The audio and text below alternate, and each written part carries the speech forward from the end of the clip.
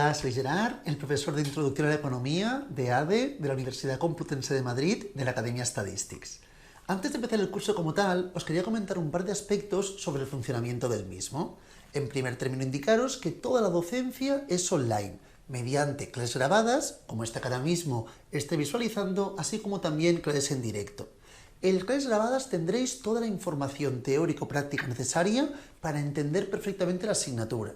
Y luego, posteriormente, en la clase en directo lo que haremos será resolver todas vuestras dudas acerca de algo teórico, aspectos prácticos, ejercicios de clase, lo que sea. Y sobre todo nos centraremos en la resolución de exámenes de los últimos años, para que podáis ir genial preparados para el examen de este año. Además de ello, también indicaros, por favor, que el día que realicéis la inscripción os enviamos a vuestras casas un dossier como este que tengo entre las manos. Es un dossier encuadernado con toda la información teórica, ejercicios y también exámenes que iremos viendo en el transcurso de las clases. Es fundamental que dispongáis del dossier, ya que todo el tiempo iré haciendo referencia a páginas y ejercicios del dossier, por lo tanto, sin él no podríamos realizar un seguimiento adecuado. Por ese motivo, si ahora mismo alguien está realizando la clase de prueba, puede ir a la página web y descargarse el PDF para realizar esta clase de prueba. Yo recomiendo que lo descarguéis y lo imprimáis. ¿Por qué motivo? Pues porque ya veréis que durante el transcurso del dossier hay espacios que están en blanco. La idea es que vayan siendo rellenados a medida que avancemos con el curso.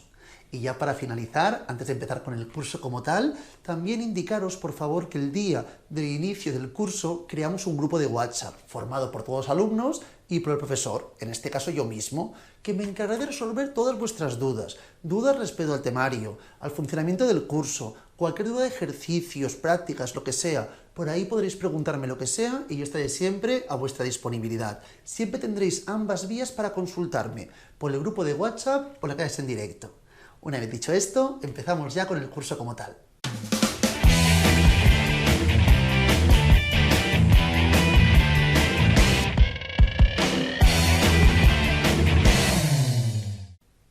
Nos adentramos ya en la información de la asignatura.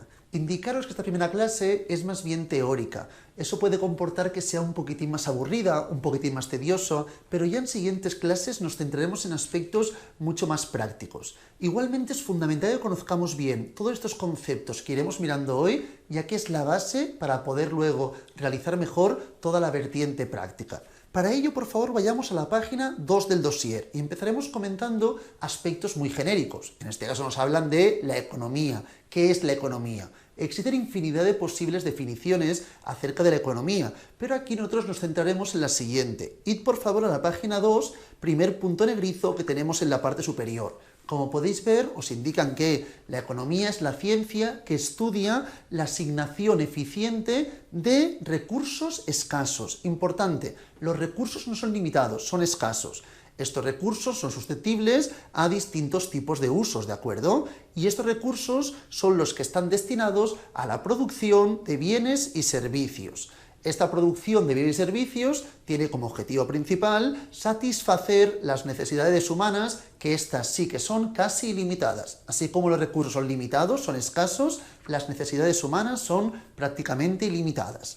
Segundo punto, es también una especie de definición, me dice que la economía la entendemos como el estudio de cómo las personas interactúan entre ellas y con su entorno, con el entorno natural, para proveerse de los medios de subsistencia y cómo esto va cambiando a lo largo del tiempo. Veremos que siempre está en proceso de cambio, que es dinámico, ¿de acuerdo?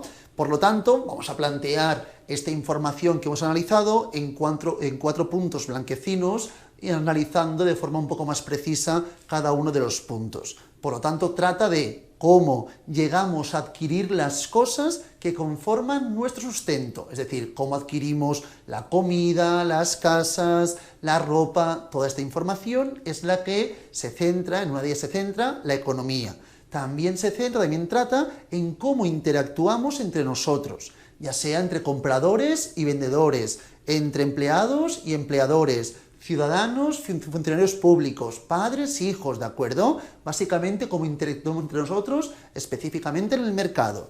En tercer término, cómo interactuamos con nuestro entorno natural. Por ejemplo, cuando requerimos extraer materias primas, ciertos recursos ilimitados, para luego poder producir el bien en concreto. Y todo esto, y cuarto y último punto blanquecino, desde la idea del dinamismo, cómo todo ello va cambiando, estas interrelaciones, con el transcurso del tiempo. A partir de aquí la asignatura se divide de forma clara y evidente en dos vertientes, la vertiente de microeconomía y macroeconomía. En la primera parte de la asignatura nos centraremos más bien en microeconomía, aunque este primer tema es un concepto, un conjunto de ideas que no se basa solamente en micro o en macro, pero a partir del tema 2 ya sí que nos centraremos más bien en la vertiente de microeconomía. Y luego ya en la parte final de la asignatura nos centraremos en la vertiente de macroeconomía. Es primordial diferenciar bien ambos tipos de ramas, ¿de acuerdo? Si os fijáis aquí, lo tenéis indicado, la microeconomía se centra en el comportamiento, o más bien en analizar el comportamiento individual de las unidades que integran el sistema económico, todos los agentes económicos, familias y empresas básicamente, ¿de acuerdo? Respecto a las decisiones económicas y cómo se relacionan entre ellas estas unidades en el mercado, ¿de acuerdo? La microeconomía es la base del mercado. Y luego tenemos la macroeconomía, ya la palabra por sí nos da a entender otro aspecto, pero se centra básicamente la macroeconomía en el resultado de la actividad económica, es decir, básicamente, en la economía en su conjunto. Se centra en el análisis de las situaciones que corresponden a decisiones tomadas por representantes y que afectan de forma agregada a los distintos colectivos, ¿de acuerdo? Del concepto de macroeconomía. Repito, esto solamente es una idea muy genérica, pero que me servirá para diferenciar bien micro y macro, sobre todo a medida que vayamos avanzando en el transcurso del curso.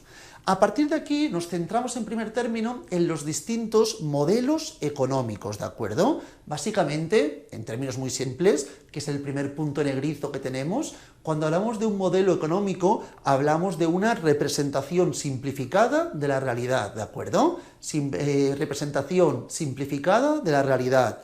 Aquí, como podéis ver, nos sirven para entender mejor las situaciones en la vida real. Básicamente, quede claro, en este segundo punto, que los economistas utilizan los modelos económicos para estudiar una gran variedad de cuestiones y problemas económicos. En tercer término, me dice que estamos simplificando el mundo, lo que ya comentábamos anteriormente, ya que el modelo económico es una representación simplificada de la realidad y que los modelos económicos se componen de dos tipos de variables, las variables exógenas y las variables endógenas, ¿de acuerdo? Exo dentro, endo fuera. Por lo tanto, cuando hablamos de variables endógenas, que son aquellas generadas dentro del modelo económico y que se explican por la relación con otras variables. Importante, muchas veces hablamos de las variables exógenas y endógenas dentro de la estadística o dentro de la investigación.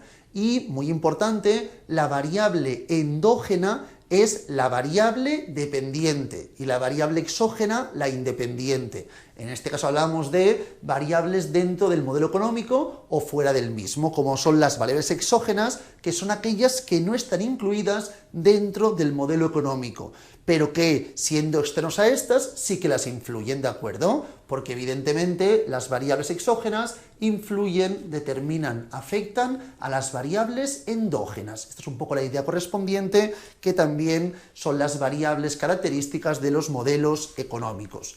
Una vez visto esto, nos comentan un concepto muy importante que es el Producto Interior Bruto. Este concepto está más relacionado con la macroeconomía. Lo veremos con más tranquilidad ya en temas posteriores para la segunda parte del temario, pero aún así empezamos comentando este concepto, el concepto del PIB, Producto Interior Bruto. Tenéis aquí 1, 2, 3, 5 puntos negrizos. Empecemos por el principio, por favor, ¿de acuerdo? El primero es que básicamente el PIB, el Producto Interior Bruto, es una de las principales variables macroeconómicas. Una de las principales variables macroeconómicas corresponde al Producto Interior Bruto. ¿Y cómo definimos el PIB? Pues es la medida básica de la actividad económica de un país. Esto sería el segundo punto. El PIB es la medida básica de la actividad económica de un país. Es un buen indicador de cómo evoluciona y qué resultados obtiene una economía. En tercer término, como podemos leer en este caso, el PIB se puede calcular, y lo veremos, de muchas formas distintas, ¿de acuerdo? Se puede calcular a partir de la demanda agregada, a partir de la renta o a partir de los productos, los bienes y servicios producidos en un país, ¿de acuerdo? Aquí me hablan de esta información de la tercera. Dice, se puede calcular sumando los valores de mercado del total de la producción, es decir, es la suma de todos los bienes y servicios, muy importante, finales, producidos en un país en un periodo de tiempo. Este periodo de tiempo acostumbra ser generalmente un año. Entonces, para calcular el PIB nos centramos exclusiva y únicamente en los bienes finales, no en los intermedios. Otra forma para calcular el PIB será a partir de sumar los valores añadidos, pero sería otra fórmula. En este caso nos centramos en la información en primer término, luego también comentaremos la información de valor añadido, pero que el PIB es el sumatorio de cada uno de los precios por las cantidades de cada uno de los bienes y servicios producidos finalmente en el país, ¿de acuerdo? Una vez visto esto, vista la información correspondiente del sumatorio, bueno, podemos poner en este caso, para que todo el mundo vea mejor, ponemos su pi, ¿de acuerdo? Ponemos desde que la i es igual a 1 hasta n, siendo la n todos los posibles bienes y servicios que se producen en el país. A partir de aquí, seguidamente tenemos un cuarto punto blanquecino. Este cuarto punto blanquecino nos indica que con el PIB, ¿de acuerdo?, podemos calcular también el PIB per cápita. El PIB per cápita básicamente es el PIB entre el número de habitantes del país. Si yo planteo PIB entre el número de habitantes del país, obtendría lo que se denomina como PIB per cápita, que refleja, en términos genéricos, el bienestar de los habitantes, de los ciudadanos y su nivel de vida. Sin embargo, hay que tener en cuenta que no es un fiel indicador, ya que existen aspectos que no contabiliza. Más allá de no tener en cuenta pues, la economía sumergida, voluntariados, etcétera, también hay que tener en cuenta que a veces en un país puede haber gente con mucho dinero y eso evidentemente confunda el PIB per cápita. Y luego, hablando del PIB, el quinto punto está relacionado con la inflación. Claro, cuando vamos comparando el PIB y estudiamos el PIB multiplicando los precios por las cantidades, si el precio va aumentando año tras año y las cantidades se mantienen estables, el PIB aumentará, pero debido a la inflación, no debido a un aumento de la producción. Por lo tanto, debemos poder también considerar el hecho de que haya una inflación y que ello comporte un sesgo del PIB. Por eso tenemos diferentes tipos de cálculos del PIB. El PIB nominal, que no tendrá en cuenta la inflación, y por el contrario, el PIB real, que el PIB real sí que tiene en cuenta la inflación y en el supuesto que haya inflación será un indicador más congruente. Aunque no la haya, el PIB real nos puede servir para dejar de costado la influencia del precio y solamente centrarnos en el crecimiento de la producción. Esto ahora mismo lo comentaremos poco a poco. Nos centramos primero en el PIB nominal, diferenciamos bien el PIB nominal y el PIB real. Cuando hablamos del PIB nominal, plantearíamos la fórmula que aquí vemos, pero en un año correspondiente, es decir, haríamos los precios de cada uno de los bienes por sus cantidades en un año correspondiente. Por ejemplo, ponemos en el año T, ¿de acuerdo? Año T. Entonces cogemos cada uno de los bienes en el año T, su precio por su cantidad. También se puede plantear al revés, a veces nos ponen en la parte del subíndice el año y en el exponente del superíndice nos plantean la I, ¿de acuerdo? También se puede plantear así a veces también, esto dependerá un poco de cómo lo plantee cada una de las diferentes personas, pero se puede poner el año y aquí la información correspondiente a los precios y cantidades de cada uno de los bienes y servicios finales, ¿de acuerdo? Entonces, esta es una fórmula para calcular el PIB, luego también tenemos el PIB a coste de los factores, ¿de acuerdo? Cuando hablamos de esta información, aquí sí que nos ayudamos de la información de valor añadido. Esto básicamente correspondería al sumatorio de los valores añadidos. Nos centraremos en este de aquí, que este es el PIB nominal, ¿de acuerdo? Y en el PIB real, pero ya que estamos explicamos también el PIB de coste de factores, que básicamente corresponde al sumatorio del valor añadido. La idea es prácticamente la misma que anteriormente, llegaríamos al mismo cálculo, pero de diferente forma. Mirad, por favor, imaginaos, por favor, que estamos hablando de un mercado donde solamente se vende pan. Entonces, al final, al principio, tenemos en este caso el agricultor que requiere cierto tiempo y dinero para el trigo. Entonces, él lo que hace es conrear el trigo y luego lo vende. Entonces, cuando está vendiendo el trigo, lo está vendiendo, por ejemplo, a 4 euros, ¿de acuerdo? Y esto lo compra un intermediario. Este intermediario lo que hace básicamente es venderlo a una fábrica para que estos luego creen la harina, ¿de acuerdo? Y lo vende a 10 y así crean la harina. Y luego los que realizan la harina luego se lo venden a las panaderías por 15. Y luego lo de las panaderías las venden ya a las personas por el precio correspondiente, ¿de acuerdo? Si nos planteamos así la información, lo venden, por ejemplo, por 20. Entonces, de esta forma, ¿qué hacemos? En vez de estudiar únicamente la información correspondiente de cada uno de los precios por cada cantidad, nos centramos solamente ya en la parte final y hacemos, vale, valor añadido, desde el inicio hasta el intermediario, agricultor 4, desde el intermediario hasta la fábrica de harina, 6 más, porque evidentemente ha aumentado 6. De la harina al panadero, 5. Y del panadero al consumidor, 5. Si sumamos todo esto, tendríamos 20 al fin y al cabo, que sería en este caso el valor añadido. Si sumamos todos los valores añadidos, obtendríamos el PIB, es decir, el Producto Interior Bruto de coste de factores. Y también podemos comentar el PIB de precios de mercado.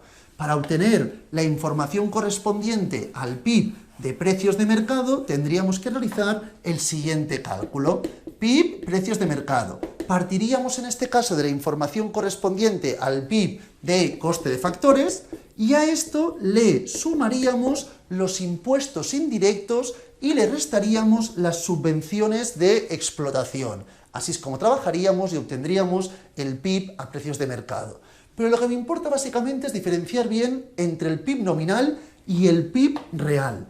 Cuando hablamos del PIB nominal, no tenemos en cuenta la inflación, como hemos dicho. Si os fijáis, aquí donde pone PIB nominal o a precios corrientes, que es la información que estamos trabajando, lo que estamos haciendo es medir la producción de bienes y servicios valorados a los precios del año vigente, ¿de acuerdo? Justo en el momento que estamos calculando. Sumamos cada uno de los precios por la cantidad en el año correspondiente. Aquí, evidentemente, no tenemos en cuenta la inflación.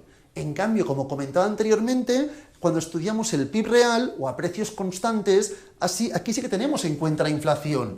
Entonces, en el PIB real, lo que hacemos es tener los precios de un año base, ¿de acuerdo? Entonces, haríamos los precios de cada uno de los bienes en un año base, año T. Y esto los multiplicamos por las cantidades en el año en cuestión. Si hablamos del año siguiente, sería T más 1, o el año que estemos hablando al cabo de 3 años sería en el año T más 3. Entonces lo que hacemos es coger los precios constantes en un año base y a partir de aquí ir calculando el PIB. De esta forma, la inflación no influirá en el cálculo del PIB, ya que los precios serán siempre los mismos. En este caso no. Si aquí estamos trabajando el PIB del año 2023, el PIB nominal, plantearíamos esta información.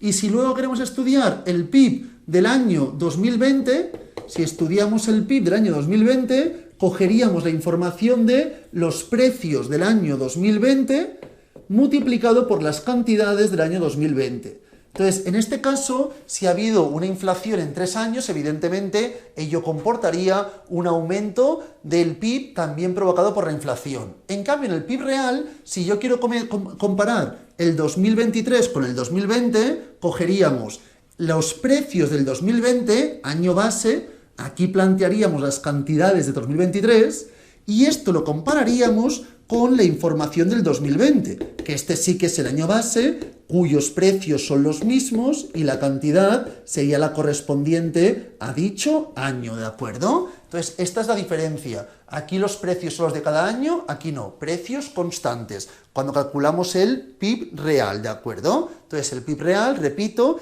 mide la producción de bienes y servicios obtenidas en cualquier momento, pero utilizando los precios de un año base. Luego, seguidamente, tenemos el crecimiento de la economía. Importante, si yo estudiase el crecimiento de la producción, tendría que fijarme en el PIB real. Si estudiamos el crecimiento de la economía, me fijaré en el PIB nominal. Si yo estudio el PIB nominal, estamos estudiando el crecimiento de la economía, que al mismo tiempo tiene en consideración el crecimiento de los precios, es decir, la inflación, tiene en consideración, que no lo considera, pero está influyendo, la inflación y el aumento de la producción. En cambio, cuando hablamos del incremento del PIB real, en este caso, ¿qué ocurre? Que estamos estudiando el incremento de la producción, porque la inflación sí que la está controlando, a partir de poner los precios constantes. Entonces, en este caso, la variación de aquí a aquí puede ser debida tanto por la producción como también por la inflación. En este caso no, el incremento o la disminución sería provocada única y exclusivamente por la producción. La inflación no estaría influyendo, la estaríamos controlando. Entonces, cuando hablamos del crecimiento de la economía, si hablamos de crecimiento de la economía, por ejemplo, entre el año 2020 y 2023, crecimiento economía, cogeríamos el PIB nominal del año 2023 y le restaríamos el PIB nominal del año 2020. Y esto lo dividiríamos entre el PIB nominal del año 2020 y lo multiplicamos por 100, ¿de acuerdo? Así obtendríamos el crecimiento económico del país en cuestión. En cambio, si estudiamos el crecimiento de la producción, nos tendríamos que fijar en el PIB real. Estudiaríamos el PIB real del año 2023 respecto al PIB real del año 2020 entre el PIB real del año 2020. Todo ello multiplicado por 100. Así es como realmente obtendríamos la información correspondiente al crecimiento de la producción, ¿de acuerdo? Una vez visto esto, vayamos a la siguiente página y vamos a mirar dos ejemplos muy rápidamente. El ejemplo 1, página 4, y el ejemplo 2, ¿de acuerdo? En la misma página. El ejemplo 1 me dice, conocemos el PIB de dos momentos. Tenemos el PIB del año 2022 y el PIB del año 2023, ¿de acuerdo? Si os fijáis, ambos PIBs están calculados a partir de los precios del año en cuestión. Por lo tanto, hablamos sin duda del PIB nominal. En ambos casos tenemos el PIB nominal del año 2022 y el PIB nominal del año 2023. El PIB nominal del año 2022, si os fijáis en este caso, es de 1.000, ¿de acuerdo? Y el PIB nominal del año 2023, como podéis comprobar, es de 1.100. Aquí está indicado, ¿de acuerdo? A partir de esta información, me dicen, a partir de estos datos podemos decir que el año 2023 se aumentó la producción de todos los bienes y servicios un 10%. Claro, si yo hiciera este cálculo, tenemos aquí la información correspondiente a 1.100 menos 1.000 entre 1.000 multiplicado por 100. Esto nos daría 10, ¿de acuerdo? Entonces, ¿esto qué quiere decir? ¿Que ha aumentado realmente un 10% la producción? No, esto es el crecimiento económico. Y debido a que estamos incluyendo también precios distintos, este 10% es el crecimiento que ha habido económico en general. Es decir, al mismo tiempo la producción y también la información correspondiente a la inflación.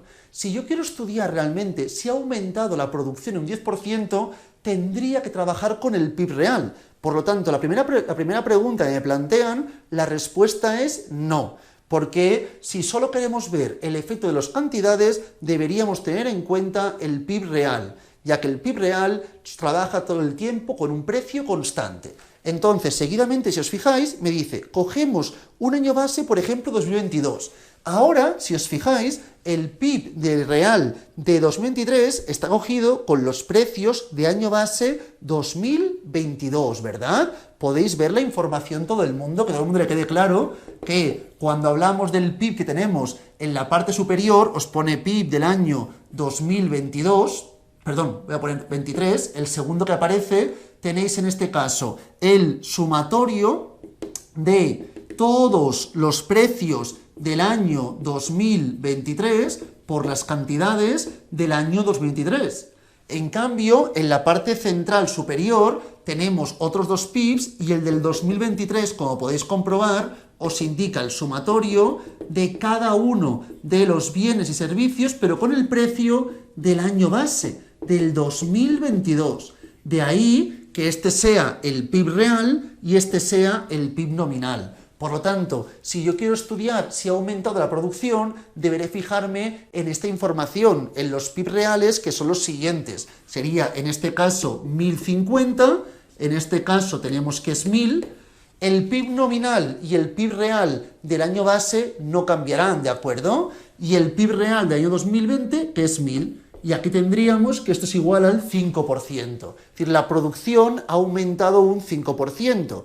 Me dice, a partir de estos datos puedo decir que la producción ha aumentado un 5%, pues evidentemente sí, ya que al ser el mismo precio, cuando estamos trabajando con la información de los PIB reales, estamos analizando el crecimiento de la producción, únicamente ese, porque la inflación la estamos teniendo en cuenta. Una vez visto esto, vamos a mirar un ejemplo todos juntos. El segundo ejemplo, por favor. Mirad, es también acerca del PIB nominal y del PIB real, ¿de acuerdo? Vamos a analizar la información. Tenemos año 2022 y año 2023. Y me dice, calcular el PIB nominal y el PIB real. Cálculo sencillo, rápido, que no nos comportará ningún tipo de dificultad. Si buscamos la información correspondiente al PIB nominal del año 2022, el PIB nominal del año 2023, el PIB real del año 2022 y el PIB real del año 2023. Si planteamos esta información y cogemos como año base el año 2022, vamos a hacer los cálculos. En primer término, PIB nominal 2022. Los precios y cantidades de dicho año. 1 por 2, más 2 por 2, más 5 por 5. Es decir, 2 más 4, 6, más 25, 31. El PIB nominal del año 2022 es 31. Haríamos lo mismo para 2023, cogiendo los precios del año 2023. 2 por 3, que es 6, más 2 por 1, que son 2, más 6 por 6 son 36, ¿de acuerdo? Tendríamos 36 más 2, 38, 38 más 6, 44. El PIB nominal del año 2023 sería 44. Si alguna parte voy muy lento o muy rápido, me lo podéis preguntar siempre por el grupo de WhatsApp y decirme, mira, esta parte para mí ha sido muy rápido, no he entendido bien cómo hacer los cálculos, pero básicamente estoy multiplicando cada precio por su correspondiente cantidad, año 2023 y aquí año 2022. Seguidamente haremos lo mismo, pero cogiendo como año base el 2022. Trabajamos tanto aquí como aquí con los precios de 2022. Esto no cambiaría, sería igual. Sería 1 por 2, más 2 por 2, más 5 por 5, 31. Pero esto sí que cambia, porque cogemos el precio del año 2022 multiplicado por la cantidad del 2023. Seguidamente, con las tablas, lo mismo. Tenemos en este caso año 2022, precios 2, y la cantidad es 1. Y por último tendríamos precio 2022, que es 5, y la cantidad que es 6. Tendríamos 32, 35. 35 sería el PIB real en el año 2023, teniendo como año base el 2022. A partir de aquí, ahora sí ya, podemos buscar la información del crecimiento de la economía. El crecimiento de la economía se calcularía con esta fórmula, que es el PIB nominal menos el PIB nominal del año anterior entre el PIB nominal. Y si hablamos del año anterior también, si hablamos del crecimiento de la producción, tendríamos que trabajar con los PIB reales. 35 menos 31, el 31 multiplicado por 100.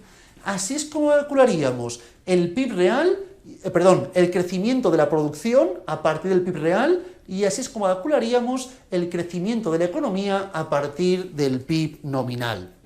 Una vez tenemos esto, podríamos indicar que en este caso el crecimiento de la economía será de un 41,9% y el crecimiento de la producción será de un 12,9%. Una vez visto esto, vamos a comentar un aspecto que es más bien teórico-conceptual, pero también está bien que lo entendamos, ¿de acuerdo? Que es básicamente el palo de hockey de la historia. Como podéis ver, tenéis un gráfico. En el gráfico podéis observar la información correspondiente a una especie de palo de hockey. Tenemos aquí cierta estabilidad y aquí un crecimiento claramente exponencial, ¿de acuerdo? Básicamente nos habla de cómo exponencialmente ha aumentado el nivel de vida de forma totalmente evidente y muy rápidamente en los últimos años. Si os fijáis, me dice, el nivel de la población un siglo atrás no tiene nada que ver con el que estamos viviendo hoy. Durante muchos años hubo cierta estabilidad, pero ha habido un crecimiento muy grande, muy rápido del nivel de vida. El aumento de la calidad de vida no ha experimentado un crecimiento equitativo, no, porque durante mucho tiempo hubo mucha estabilidad y de repente ha habido un aumento totalmente exponencial, ¿de acuerdo? Hasta hace un tiempo se mantenían los niveles constantes. Cuando hablábamos de niveles constantes, hablamos básicamente también, lo que comentaremos luego, como la trampa malthusiana, ¿de acuerdo? Luego comentaremos su característica. Y luego, a partir de un determinado momento, ha habido de forma totalmente clara una ascensión considerable, ¿de acuerdo?, de los niveles de vida, lo que se llama escapar de la trampa malthusiana, que ahora lo comentaremos a continuación. Una vez dicho esto, nos centramos en la siguiente parte, por favor, página 5, parte superior, donde hablamos de tecnología, población y crecimiento. Aquí en este caso hablan de diferentes conceptos básicos y me dicen, para poder explicar las circunstancias en las que se eligen nuevas tecnologías, hay que construir un modelo que se basa en 4 ideas básicas. La primera la estudiaremos y la tendremos en consideración en diferentes partes de la asignatura y también ya veréis en otras asignaturas, que es el ceteris paribus, que básicamente significa que se mantiene constante todo lo demás. Es decir, tenemos un ejemplo, al final el objetivo siempre es simplificar, lo decíamos, y el modelo económico va a intentar trabajar con cuantas menos variables mejor. Evidentemente, todas las situaciones económicas son multifactoriales, pero el objetivo será intentar plantear un modelo económico con el menor número posible de variables para simplificarlo de la mejor forma posible, ¿de acuerdo? Entonces, al simplificar la información tenemos un conjunto de variables. El objetivo es cómo estas dos variables afectan sobre estas dos, por ejemplo, ¿de acuerdo?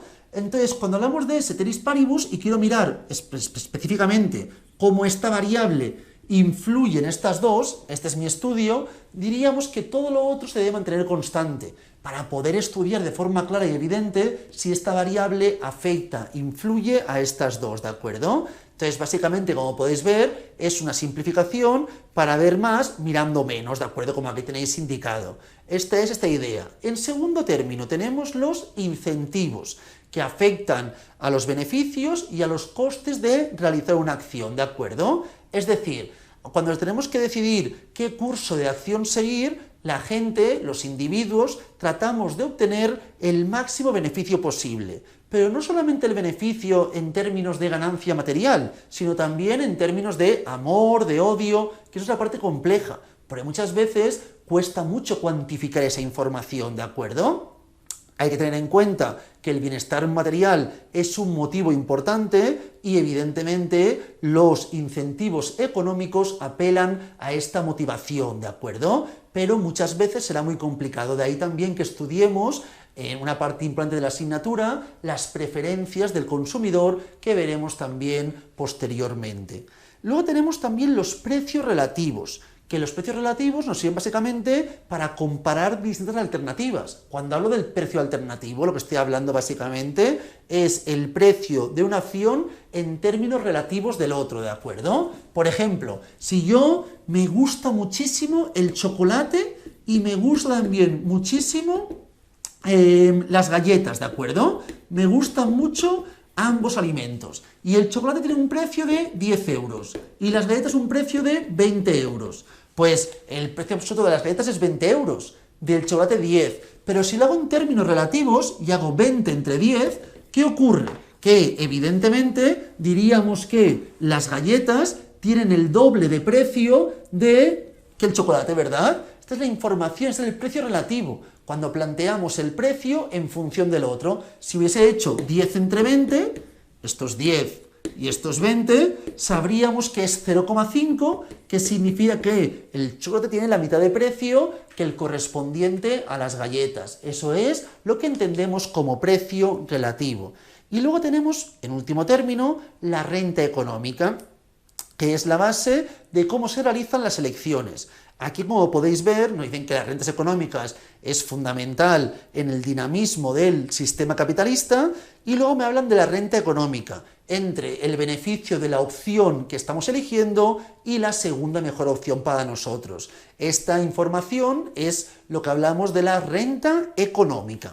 Una vez tenemos esto comentado y relacionado con lo que comentábamos en la página 4, parte inferior, el palo de hockey de la historia, el crecimiento totalmente considerable en los últimos años del nivel de vida de los ingresos, vamos a hablar de la productividad marginal decreciente del trabajo, para luego adentrarnos en lo que hablábamos de la trampa malthusiana, que correspondía a la parte inferior del stick, ¿de acuerdo? Y luego cómo escapamos de dicha trampa. Entonces, en primer término, cuando hacemos referencia, por favor, a la productividad marginal decreciente del trabajo, tenéis un gráfico muy simple, muy visual, en la parte inferior derecha, donde podemos ver en el eje de abscisas la información de la cantidad de trabajo y la producción, ¿de acuerdo? Producción lo veréis con Q y con Y. Y aquí tenemos el trabajo. Generalmente, cuando hablamos del capital, pondremos K, L trabajo. Estos son los factores productivos. Hay muchos más, pero son los más recurrentes. Trabajo y capital, ¿de acuerdo? Entonces vamos a ver que al añadir factores productivos, esperaríamos que la producción aumentase. Por ejemplo, si voy a construir unas mesas, si lo construyo solo, voy a poder construir tantas mesas, pero si somos 2 personas, podremos construir más, y si somos 3, podremos construir más, y así progresivamente. Cuantas más personas trabajamos, más podremos producir. Pero aquí cuando hablan de la productividad marginal decreciente del trabajo, se refieren a que cada persona va a producir más, pero cada vez el incremento de una persona más trabajando, o lo que estamos hablando, 1 hora más, lo que queramos, comportará un incremento proporcionalmente menor, ¿de acuerdo? Entonces, básicamente, a partir de aquí, el modelo de la productividad marginal decreciente del trabajo, que está planteado por Malthus, de ahí que hablemos luego de la trampa malthusiana, que es básicamente los 2 puntos negrizos que tenemos en la página 5, parte central inferior. El primero nos dice que la ley de los rendimientos decrecientes afirma que a medida que se añaden cantidades adicionales de un factor productivo, ya sea trabajo o capital generalmente, a medida que se añaden unidades adicionales de un factor productivo, en la producción del bien, evidentemente, manteniendo todo lo otro estable, es decir, si tenemos capital y trabajo, si yo mantengo el capital estable y únicamente voy añadiendo una unidad adicional del trabajo, lo que conllevará que habrá un punto a partir del cual la producción total cada vez aumentará en menor medida. Continuará aumentando, pero cada vez en menor medida, ¿de acuerdo? A partir de cierto punto, cada vez la producción aumentará en menor medida. Segundo punto, como podemos leer, tenemos que dado que la productividad media del trabajo, cuando hablamos de la productividad media, ya veremos posteriormente, hablamos básicamente de la producción según los factores productivos. Si solo tenemos trabajo, hablaríamos de la producción según el trabajo, ¿de acuerdo? Entonces, me dice, dado que la productividad media del trabajo cae a medida que se dedica más fuerza de trabajo, cuanto mayor sea la L, es decir, el factor productivo de trabajo, la producción media irá menguando, ¿de acuerdo? A medida que la gente trabaja más horas, evidentemente, ello comportará que los ingresos inevitablemente, proporcionalmente, se vean disminuidos, ¿de acuerdo? Y ahí es donde entramos en la trampa malthusiana y el estancamiento económico a largo plazo, que es lo que comentábamos ya en la parte del stick de hockey, en la parte inferior, este estancamiento, ¿de acuerdo? La que se denomina como la trampa malthusiana. Entonces, básicamente, como podemos ver en la parte inferior de la página 5, y analizando el gráfico que teníamos también en la pizarra y que se ve en la parte derecha inferior, vemos cómo Malthus presentaba una visión pesimista del progreso económico, que básicamente se asienta en que los recursos de la Tierra son limitados, lo que decíamos anteriormente, recursos limitados, por lo que es necesario entonces controlar la natalidad. Como los recursos son limitados, si aumentase mucho la natalidad, habría pocos recursos y eso evidentemente comportaría la imposibilidad de mejorar el nivel de vida. Entonces, esto evidentemente es un aspecto que teníamos que controlar.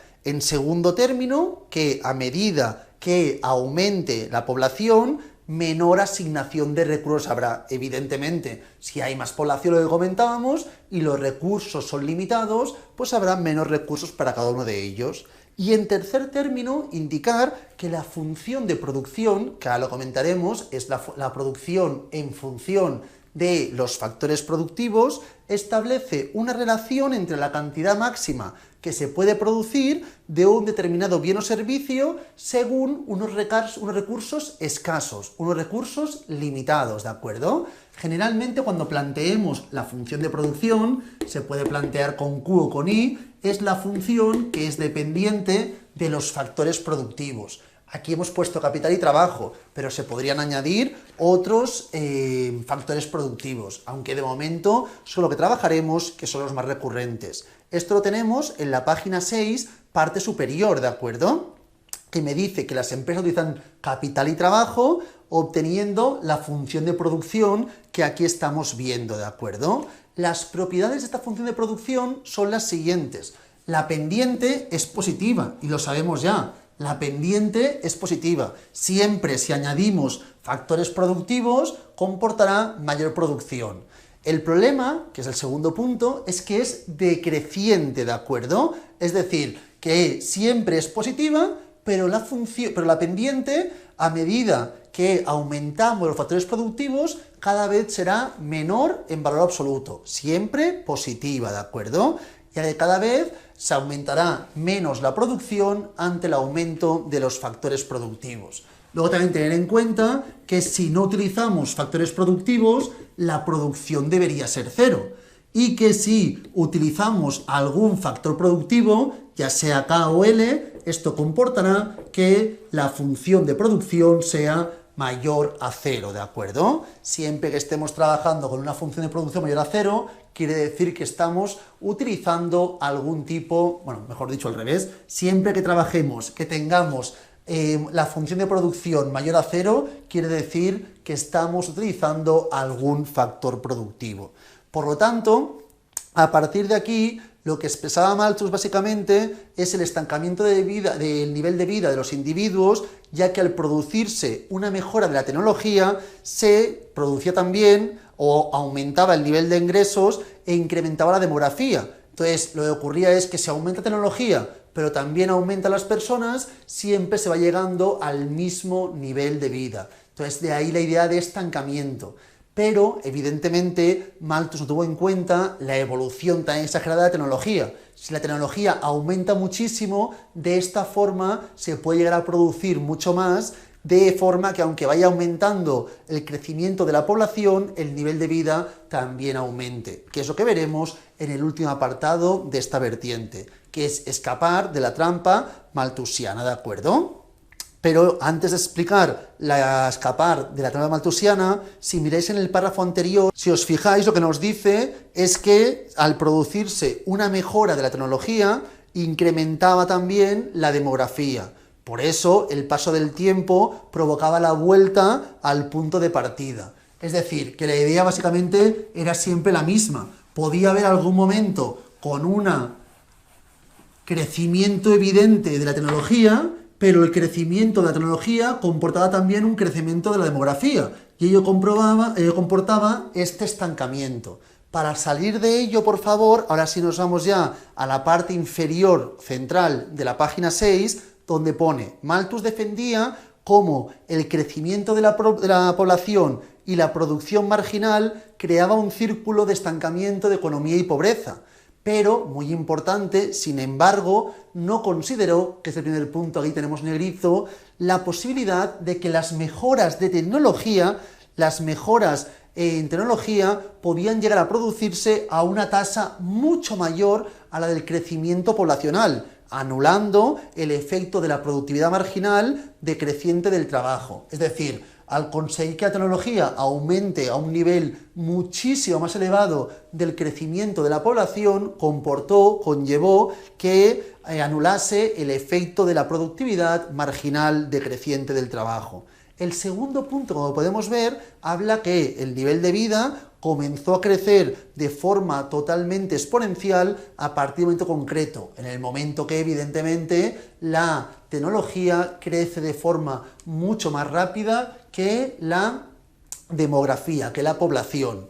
Luego tenemos que este fenómeno se explica por diferentes economistas, entre ellos también Smith, y luego tenemos que con la revolución industrial se inició una fase de continuos cambios tecnológicos, intelectuales, sociales, económicos, que conllevaron a muchas innovaciones en la tecnología y provocaron en este caso un aumento claro y evidente de la tecnología mucho mayor que el de la demografía. Por lo tanto, de esa forma se evitaba se evitaba que surgiese la miseria y el estancamiento, que era lo que comentaba Malthus. Esa es un poco la idea de cómo salimos de ese estancamiento a partir de ponderar la tecnología con un crecimiento no esperado por muchos autores. A partir de aquí, una vez hemos explicado en términos genéricos aspectos generales de la economía, nos centraremos en la parte de microeconomía. Entonces, como bien os decía, ahora tendremos las dos vertientes, la de microeconomía y la de macroeconomía. En la clase de hoy comentaremos información y dos ideas muy básicas relacionadas con la microeconomía, pero en las siguientes clases nos centraremos toda la vertiente de microeconomía. Luego, en la segunda parte de la asignatura, será cuando trabajaremos aspectos más bien macroeconómicos. Yo creo que la parte de microeconomía es un poco más sencilla que la de macro, entonces está bien que empezar por esta, que será más tangible y más fácil poder llevar a término los distintos ejercicios. Para ello vamos a mirar únicamente la información de la página 7 y principio de la página 8. Y ya para la siguiente clase finalizaremos con toda la información del tema 2. Empezamos por el principio, la información de un aspecto fundamental de la economía que es la escasez, ¿de acuerdo? Y lo comentamos anteriormente, existe escasez de recursos. Evidentemente, si los recursos fuesen limitados, todo cambiaría, pero hay escasez de estos recursos, ¿de acuerdo? Entonces, básicamente, es primordial la elección de una determinada asignación eficiente, y esto implica renunciar a ciertas posibles asignaciones, lo que denominamos como coste de oportunidad. Para tener alguna cosa, tenemos que renunciar a otra. Básicamente, la definición del coste de oportunidad es aquello a lo que renunciamos para obtener o tener otra cosa. Es decir, básicamente es el coste que se paga para tomar una decisión determinada y no haber tomado otras decisiones alternativas. Coste de oportunidad, lo que tengo que rechazar para obtener lo que tengo o obtengo, ¿de acuerdo? O obtengo. Y luego tenemos la siguiente información, que es que la decisión de elegir está condicionada por lo posible y lo deseable. A partir de ello obtendremos lo óptimo. ¿Qué es lo que puedo optar? Esto. ¿Qué es lo que deseo? Esto. Y tengo que llegar a ese equilibrio entre lo que puedo optar y lo que deseo, ¿de acuerdo? Yo a lo mejor podría comprarme 50 botellas de agua, pero en el mercado solamente hay 30, pues evidentemente no podré comprarme esas 50 botellas de agua. Entonces es un poco la idea, llegar al equilibrio entre lo que deseo y también lo que es posible, ¿de acuerdo? Entonces, las empresas para ello utilizan la función de producción, que es una herramienta que ya hemos comentado anteriormente, que se representaba con la I o con la Q, y es la función de producción en función de los factores productivos. Básicamente es una herramienta que relaciona las diferentes variables de los factores productivos sobre la producción de la empresa, siempre trabajando en situación de, como bien sabemos, ceteris paribus, ¿de acuerdo? A partir de aquí comentaremos la función de producción, el producto marginal y producto medio, aspectos que ya hemos ido comentando en la clase de hoy, pero ahora trabajaremos mediante un ejemplo. Tenemos el ejemplo siguiente, por favor, el ejemplo 1 que está en la parte central de la página 7. Y tenemos dos funciones de producción. Recordad que esta es la función de producción, este es el factor productivo capital y este es el factor productivo trabajo. A partir de aquí tenemos que, por ejemplo, la primera función de producción, la de la izquierda, corresponde a capital más trabajo, y la de la derecha, capital por trabajo, ¿de acuerdo? Entonces aquí tenemos la información de 0 por 10 es igual a 0 en la derecha, y en la izquierda 0 más 10 es igual a 10. Así obtenemos la producción. Vemos que la producción es la misma en los distintos niveles de capital y trabajo en la de la izquierda. En cambio, en la de la derecha vemos cómo es variable según la cantidad y la cantidad de capital y de trabajo, ¿de acuerdo? Entonces, hay diferentes funciones de producción, son dos ejemplos estos, solamente para que veamos cómo influye la capital y el trabajo en la producción en función de la función de producción. Y luego tenemos los dos conceptos que estábamos comentando, que son el producto marginal y el producto medio. Cuando hablamos básicamente del producto marginal, como podemos leer aquí, nos indican básicamente que corresponde con el incremento adicional de la cantidad producida al aumentar una unidad el factor productivo, sea cual sea. Entonces, aquí hablaremos de la variación de la producción, de la cantidad producida, según la variación del trabajo. Se podría plantear también con capital o en general podríamos plantear con la variación de los factores productivos. Pero por simplicidad, para hacerlo más simple de momento, hablaremos solamente de que estamos cambiando uno de los factores productivos, que es el trabajo, ¿de acuerdo? Entonces, el producto marginal será esta idea, que también se puede calcular como la derivada de la función de producción, ¿de acuerdo? En este caso, función de producción dependiente únicamente del trabajo, pero así es como plantearíamos la información correspondiente al producto marginal.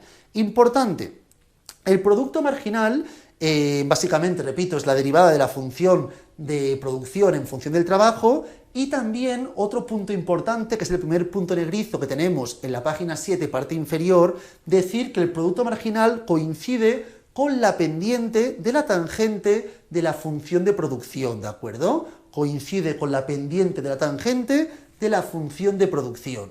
Y luego tenemos el producto medio, que no corresponde a la variación de producción en función de la variación de trabajo, sino la producción en función del trabajo. Repito, pongo trabajo, pero podría poner capital o los distintos factores productivos. Esta información corresponde básicamente al producto medio, ya sea del trabajo o sea del capital, que corresponde básicamente a la cantidad que en término medio se puede producir con una unidad de trabajo o de capital, o en términos genéricos, de factor productivo.